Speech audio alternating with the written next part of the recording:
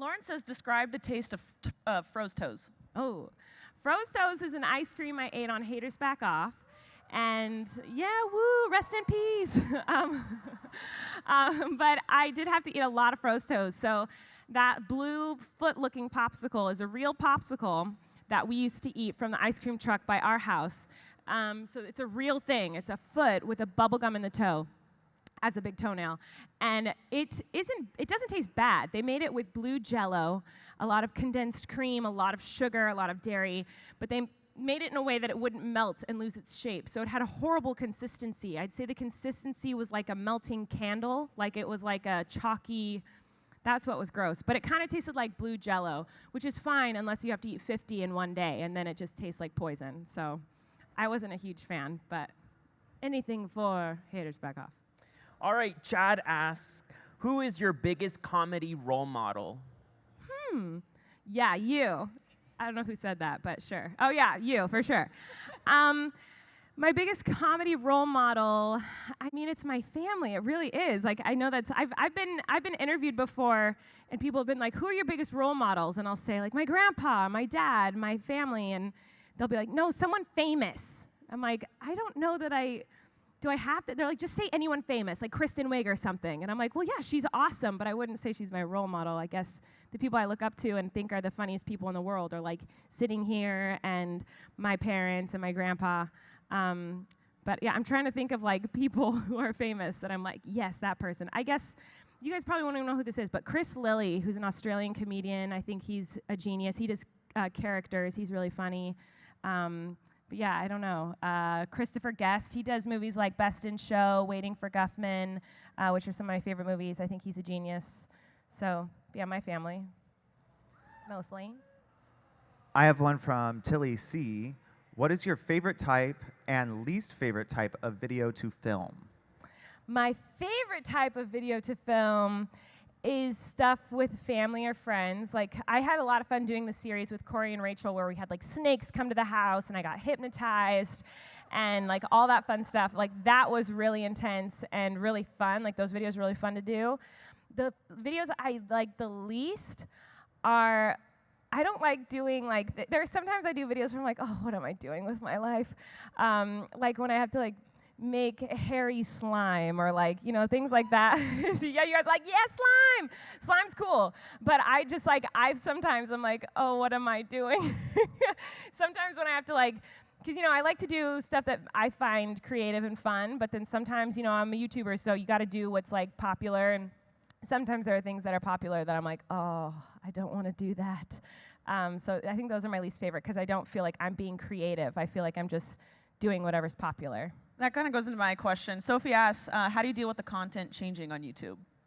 I like that the content changes on YouTube because it keeps it fun and fresh for me. I've been doing YouTube for 10 years, so or more than 10 years now, almost 11. So I really like when the content changes because it makes it fun and interesting for me and keeps it fresh because no one likes doing the same thing every single day. I like that I get to change it up, so I enjoy that.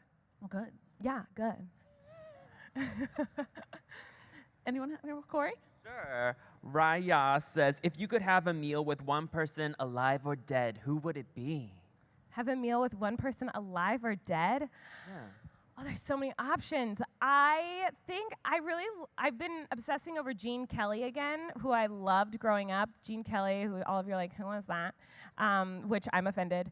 He was like in Singing in the Rain. He did a bunch of stuff, but that's maybe something you might know him from. I had a big crush on him when I was a kid because I was a musical theater nerd, and that was like who my crush was. So I think maybe someone like him or Shirley Temple. I like was obsessed with growing up. So I would love to like take her out to like, you know, a little lunch and like talk to Shirley Temple because she's so cute. My answers are so weird. I'm sorry. Yeah, I think those are my answers. I don't know. Good. I've got one from Georgia. What? I've got a question from Georgia. Georgia. I think the person, not the state. Okay. How fun was it filming Escape the Night? Oh my God. You guys, it was so fun. Like I knew it would be fun, but I did not know it would be that fun. Like Escape the Night was so amazing. Like it was so nuts because you get there at like 3 in the afternoon and then you shoot until like 6 in the morning every day. And so we were all exhausted, but we all became so close. And it is, like, I watched the first, how many of you have seen the first 2 episodes? They came out yesterday. Thank you. And if you haven't watched it, you should go check it out. But it was so much fun, and it was way scarier. Like, it's scary to watch the show, but, like, I can't even express you how terrifying it was in person. Like, my heart was pounding all night long. I was screaming, running away. There were multiple times where, like, it's all reality. Like, we don't know what, the clowns are doing. We don't know where people are going to come from. It's all terrifying. But we do know you're supposed to, like, be within the scene of, the clowns with knives. But that's really hard to do when you don't know what's happening and you see a killer clown with a knife. So we all would run away and, like, hide behind cameramen. And, like, there's one scene coming up where this thing, it comes to attack me, and I literally hid behind a cameraman and got in fetal position on the ground.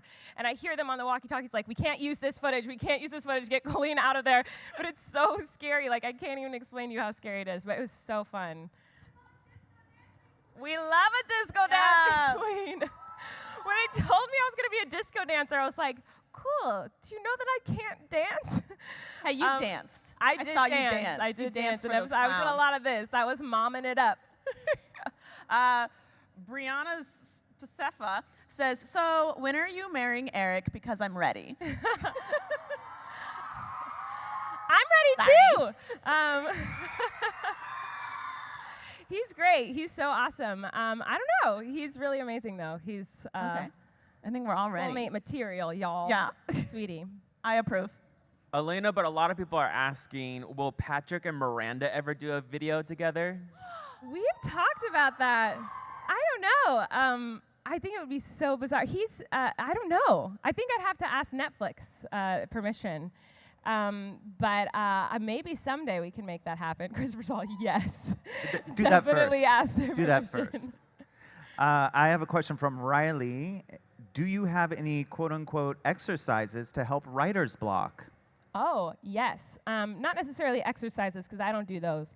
But I have tips and tricks for writer's block. I think change of scene is always good. So, like, when I was writing my diary, I would change rooms like every week where I was writing, because sometimes it's hard to, like, let your creativity grow if you're just staying in the same place doing the same thing every single day. It's good to get a change of perspective and a change of scene.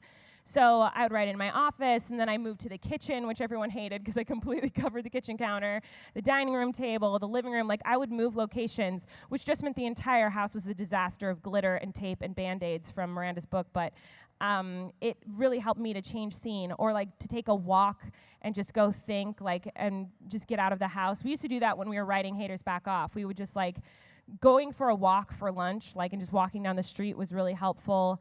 And I think one of the biggest things that I learned doing Haters Back Off was, like, there's no bad ideas, there's no bad pitches, so get everything out of your brain. So even if it's like, it's a horrible idea. Christopher and I are still writing together. We're writing something really awesome right now. And all the time while we're writing, I'll be like, okay, this is a horrible idea. This is a bad pitch.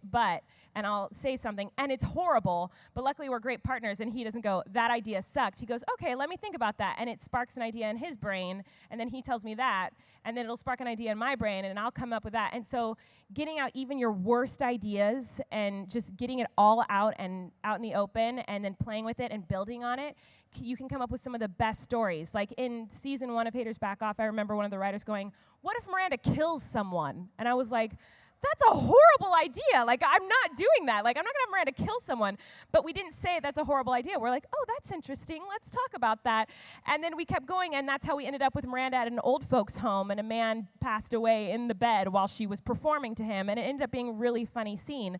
So I think the best advice for writer's block is just to let every idea out, even the worst ones, bounce ideas off of people, and get a change of scene. Kind of going along with that, like, the words you put on the page aren't there permanently. Like, they can change later. So it's just write things down, and it's gonna change. So a lot of people get intimidated by, like, oh, I've written it down, now it's there. Yeah. But just keep messing with it. It's like clay. Yeah, if you guys read the first draft of the Haters Back Off scripts, so you would be like, what is this? Like, we went through, so many rewrites of those scripts. You wouldn't believe it. So yeah, just get it all out there. Speaking of writing, Abril wants to know if you're writing an entire new show for your last bus tour. Oh, good Promo that. question. So I am doing my last bus tour, my last little toury. What did I just say? I hate myself. My last little tour this summer, and I'm so excited and so nervous about it. But yes, I am writing. It's almost completely, the whole thing is going to be new stuff. I've been sprinkling in new things in the last little tour I did, but there's going to be some classics. Like there's some things that like people would be mad at me, I think, if I took out of the show. Like the transition from me into Miranda, like I feel like people would be kind of sad if that went away.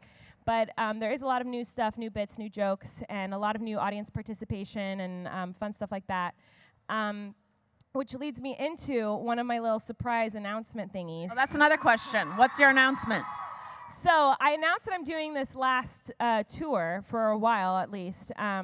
And a lot of people were upset, like, oh no, like you're not coming anywhere near me. I'm mostly doing the East Coast and the Midwest. So we decided to add one final huge epic show here in September 22nd, and it's gonna be epic, y'all. I'm gonna have so many special guests. I'm gonna have, like, it's gonna be that will be my final show, like my final live show is September 22nd here. So you can get tickets at mirandasings.com. So that was one I did, guys. I promise you guys a special announcement. That is part one. Part two is that was hoping I'd be ready to announce, but I am not. So you guys are the first to know that I'm going to be the most annoying person in the world right now. And next week, I'm announcing that I know you hate me, but please don't unsubscribe to me.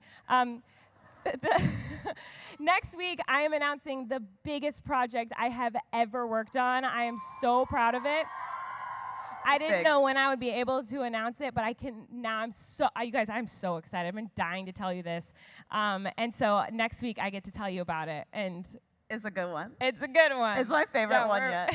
Yeah, we're excited about it, y'all, all of us. So that will come next week. But the big announcement today is my big show coming September 22nd here in California. And so please get tickets to that because it's going to be the last one for a very, very long time. So, yeah.